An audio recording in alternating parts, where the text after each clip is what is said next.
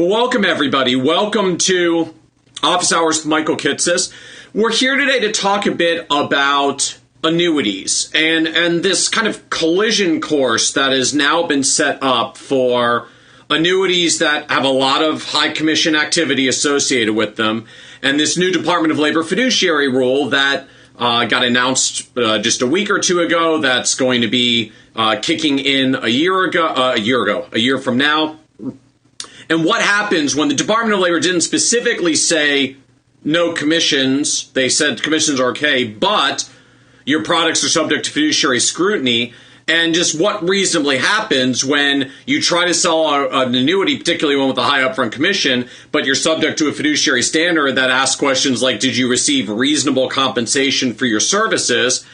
And are people who are selling high commission products going to be able to justify that? And frankly, the prevailing view, including from folks like me, is that no, probably not. You know, the fact that the DoL didn't ban commissions doesn't mean commissions won't eventually go away under a fiduciary rule.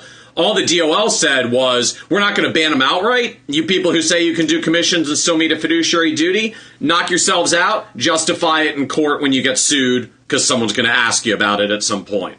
So the DoL didn't really grant that commissions are fiduciary. They simply said people who sell products for commissions while trying to meet a fiduciary duty will have their day in court and their chance to make the case.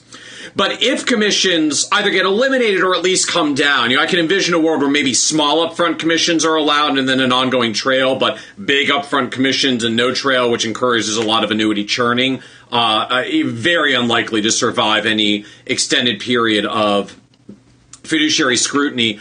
So we get this question of like, if most annuities that got sold today have commissions and the commissions incentivize the sales and the commissions get squeezed out, does that mean basically annuities are going to go away? And I know a number of annuity companies now that have been starting to reach out and saying, like, we're trying to figure out what on earth this means for our products. Like, are all our products going to get squished out of existence if we can't distribute with them with commissions to encourage their sale?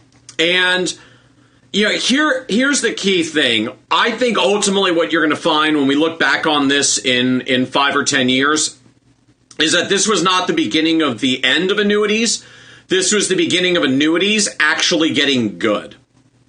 And here's the dynamic to it. Here's the kind of the strange and sad reality of how annuity product design plays out. So when you want to design a high quality annuity, kind of like designing a high quality investment, it's pretty straightforward. You're going to have to manage the cost and the expenses, or the expenses are such a drag that you can't really have a product that has a good risk return trade off, a good long term value. But the challenge in the marketplace, particularly for annuities, is that the best products are often not the ones that actually get sold in practice. Part of that is because, frankly, a lot of folks that operate as advisors, some of us kind of have a chip on our shoulder about annuities and view all of them as bad, when the truth is not all of them are bad. Many of them are kind of mediocre products, and a lot of us came from that world where we saw most of the mediocre products. So I kind of understand why a lot of us are wary about annuities.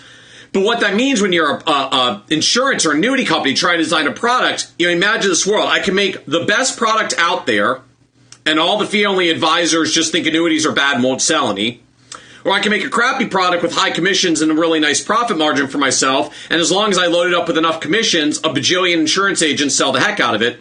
So if you're running this company, do you want the high-quality product that produces no sales and puts you out of business, or do you want the low-quality product that a ton of people sell and it makes your business successful? That's the sad, perverse reality of how the annuity landscape has played out. And, I've watched this even over the span of my career. I started 16 years ago in the business, and I remember some of the early variable annuities with living benefit riders, and I remember some of the early equity indexed annuities.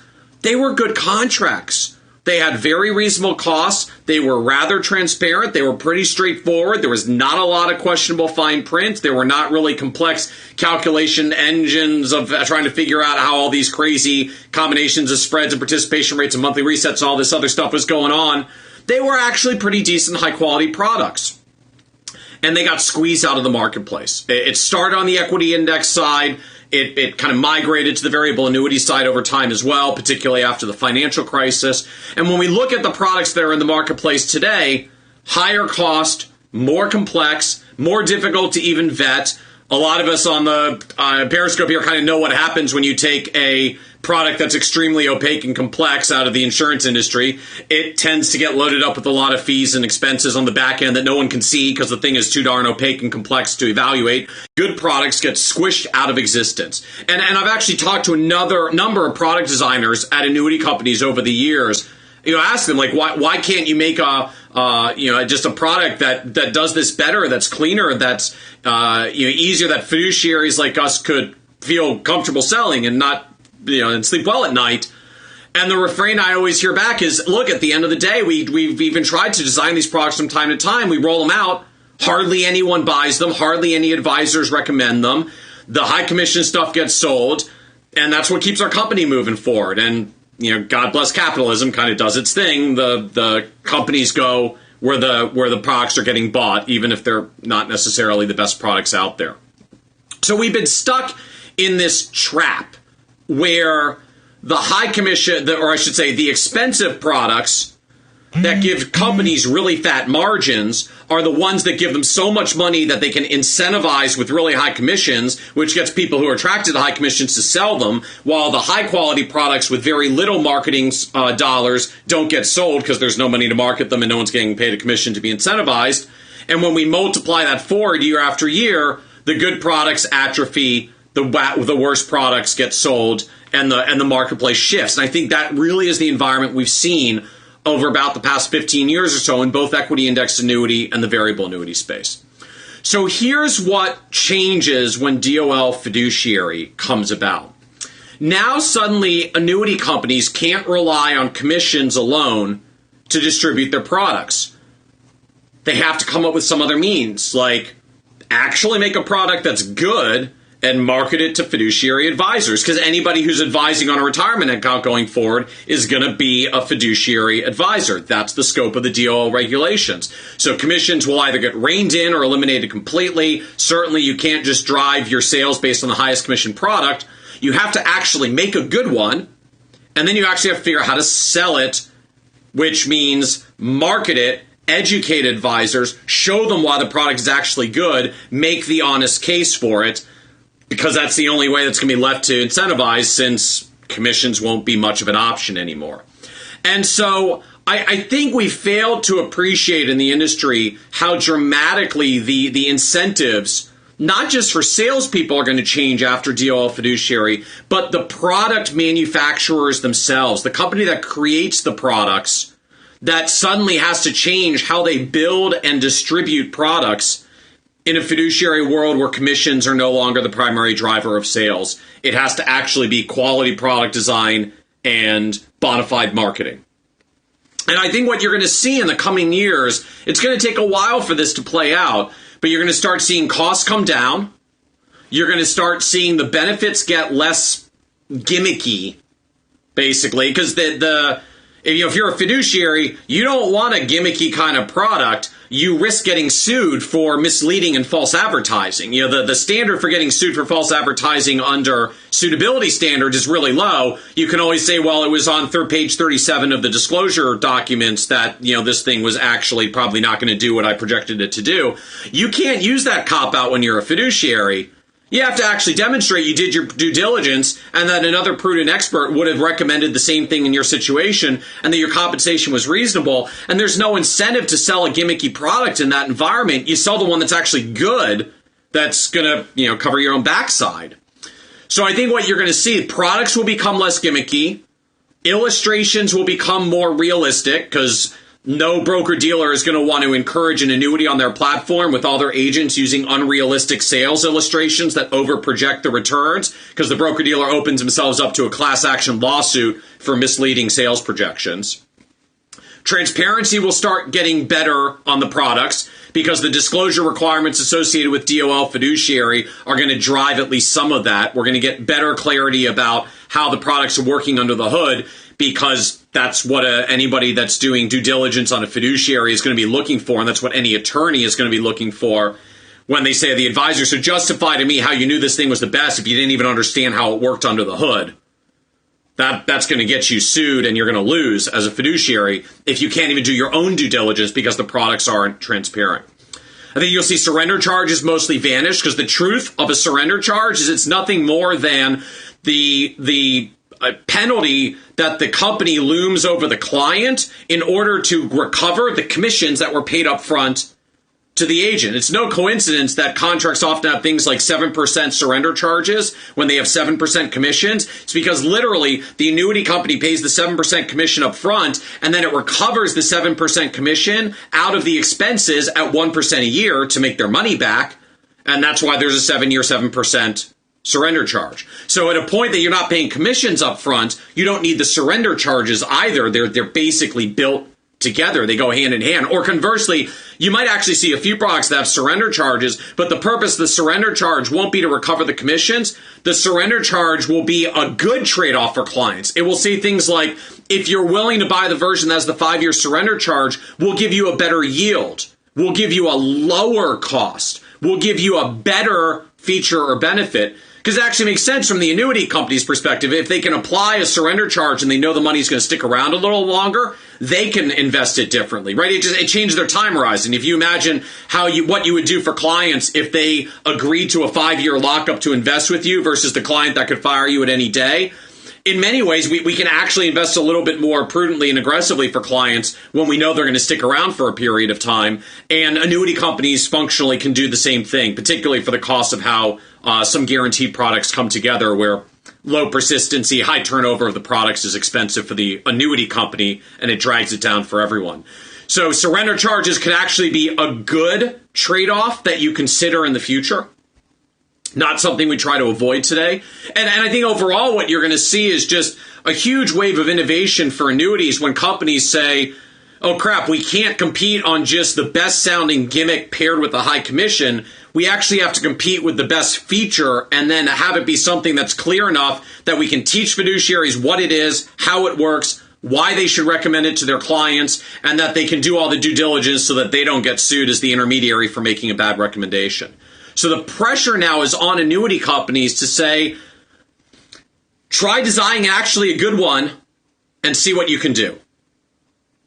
And that's just such a monumental shift in the annuity marketplace. That's why I kind of titled this broadcast, this discussion of why DoL Fiduciary isn't going to kill annuities. It could actually make them stronger. Because I think this is the change in the incentive system that we needed for annuities to actually function in something that's closer to a meritocracy. The good ones rise to the top, not the highest commission ones with the best payouts.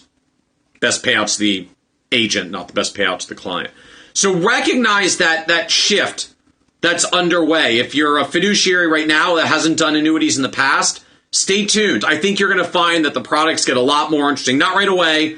It's going to take them probably 2 or 3 years for the dust to settle on all of this. And starting maybe sometime in 2018 or 2019, you're going to see this shift really begin and the products to start to look in new, different, better ways, but not laden with opaque, low transparency, high commission stuff. Actual, creative value that would be useful for our clients that we could integrate in with the rest of their portfolio and holistic financial picture. Now, the one warning, the one caveat, the one challenge of this annuity shift that I think is going to come over the next couple of years is that the DOL's scope is only for IRAs. It's not for non-qualified accounts. It's not for anyone that sells a non-qualified annuity.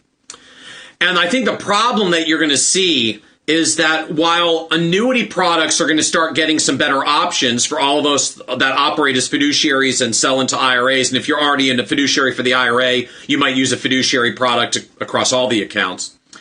But here's the dark side. There's also a temptation for some annuity companies to still keep producing the high commission, low quality, mediocre products and pump them to annuity agents that sell outside of IRAs, that just sell into non-qualified accounts, that sell non-qualified annuities, because they're not subject to any of this fiduciary scrutiny. And the refrain I'm worried we're going to start hearing a couple of years from now are annuity agents saying, why would you contribute to an IRA at all when you can get tax deferral and buy my non-qualified annuity with all these neat features and benefits, which will really be code for don't put your money in an IRA where I can't sell this mediocre product. Buy it over here where I'm subject to a lower standard and I can actually get it in under the line. And I have to admit, while I think this is going to be a good thing for annuity landscape overall, because once we unleash the forces of better product design, that's just going to compound to being better and better. But you're going to see this kind of two roads diverge in the coming years, where the products in IRAs get better and better. And they're going to, I think, get some really creative features and benefits, because, of course, you can't sell an annuity into an IRA for tax deferral. That's pointless. If you're going to sell an annuity into an IRA, and if you're an annuity company and you want to be sold in an IRA, you need a relevant retirement income guarantee or some other guarantee and benefit that has merit beyond just the tax deferral wrapper. So I think we're going to see better products on the IRA side and continue to see the same kind of product mediocrity from a number of companies in the non-qualified side.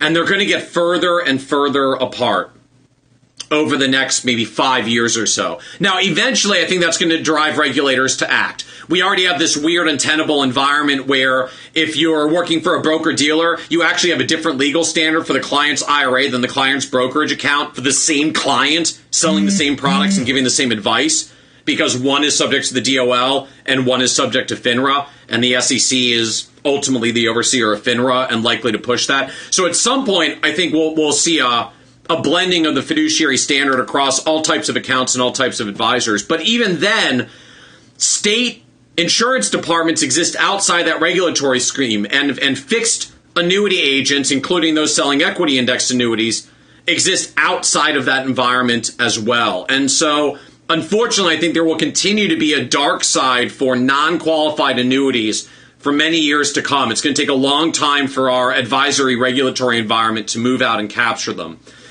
But the contracts in the IRAs are going to start getting good. I think they're going to start getting really interesting. I think you're going to see an explosion of options for annuities for fee-only advisors, because the push from the Department of Labor is that we all become level fee fiduciaries, and that's where the product designers are going to have to go if they want to capture or keep the IRA marketplace.